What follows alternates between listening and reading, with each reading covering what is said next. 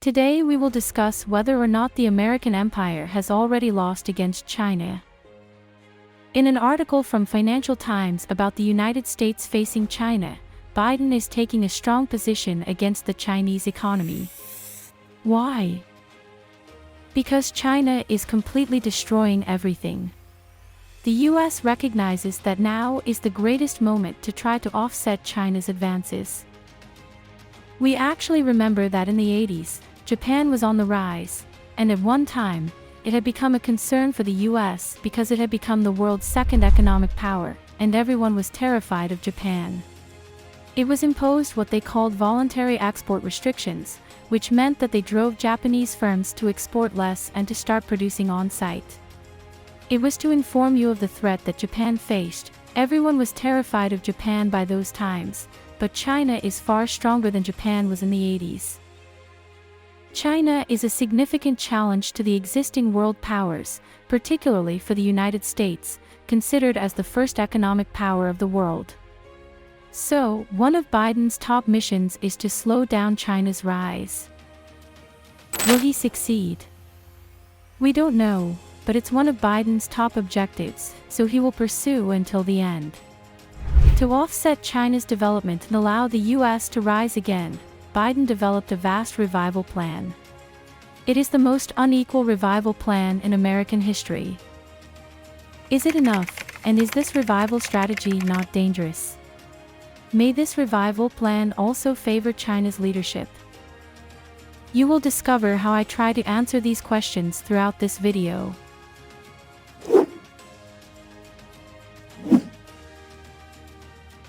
The Decline of the American Empire was the title of a book written in 2007 by John Chuckman.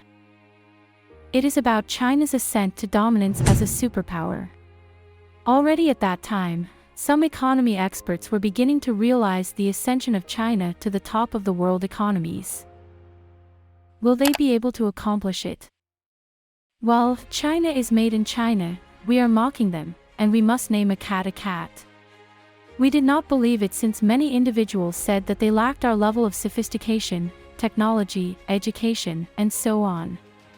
China demonstrated that all of this was nonsense and that China has truly increased in scale on all technical, educational, and other expectations. China is gaining strength in every way. I really enjoy the expression, great powers come and go. Great abilities come for a short time and then vanish. It is a fact. Remember Rome, Persia, Greece, the Arabs, the British, the French, and so on. Each time, we had magnificent empires that lasted a few generations, sometimes fewer, and then vanished from history. It's a fact. Great powers arise and then disappear. Even the United States will not always be in such an economical power as we know it today.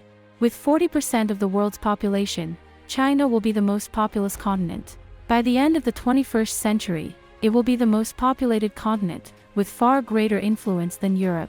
Of course, people see this and think it's too far, but it will happen very faster than we think. So, once again, it is history. History shows us that no power is forever. We can also actually compare with sports. There is always a champion in high-level sports. For example, in boxing, we had Muhammad Ali, Mike Tyson, Evander Holyfield, and others. These champions arose for a period of years and then disappeared. Why? Because there are frequently reasons when we are at the highest level. The major reason, though, was that we were hungry for winning. There was a strong desire to achieve, to demolish everything, and to perform at the top level. This applies to both people and nations. We must have this will to achieve. When a country rests on its laurels, it usually explains why numerous countries fail. They worked hard, they grew, and then the period of decline arrived. This is the case for a lot of power. China recognized that its time had come. The same thing happens in high-level sports. So, we watched the American resurgence, and the numbers are just awesome. 1,900 billion should the US plan be. But, what caused the American resurgence plan, and what is it? The idea is that public expenditure, demand, and wages are raised.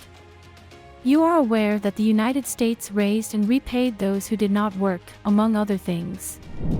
In summary, we boost demand to increase supply, but also to stimulate growth. Of course, the purpose of increased demand is to contribute to increased growth. Demand also has a long-term purpose.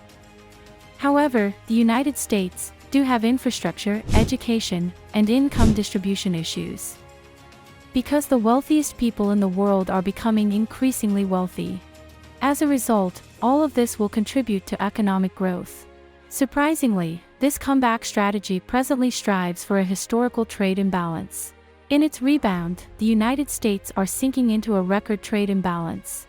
In March 2021, it was $74.4 billion, with the majority of the imbalance owed to China. From there, the US realized that China was truly becoming the dominating force. And, as we can see, as soon as Biden came into office, he launched an attack on Russia, removing 10 Russian diplomats from the Russian embassy in the US. That suggests there are still really high-level things in the background. Biden did not hesitate to brand Putin as a criminal. Treating a president as a criminal is quite exceptional. Even Trump, I believe, has been unable to say something similar. Trump has been claimed as a provocative several times. However, as a result, we can see that Biden is far more aggressive globally than Trump.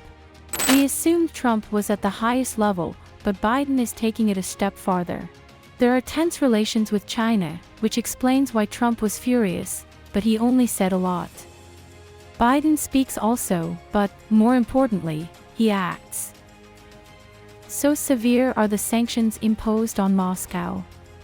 Putin reacted to Biden with an excellent response, such as, "You're unwell, we know, we have data on you, and we wish you a speedy recovery." But I believe that with Biden's entrance, it has gained authority, and that the US is no longer there to laugh, and that it will fight China, as well as Russia and any other states that threaten them. It's also crucial. The US is requesting an alliance to counterpunch Beijing. Previously, the United States has never requested an alliance. A few years ago, the US declared, "We are the strongest, we don't care about the rest of the world." Today, the United States is seeking for an alliance. That suggests they're starting to see the need and are interested in forming relationships. It's quite intriguing. So, I told you a little bit about the American trade imbalance. So, in this first part, you discovered how the US is getting afraid about China. So hit the subscribe button and the bell notification to discover in the part 2 video, how the resurgence plan of Biden will maybe self-destroy the US economy.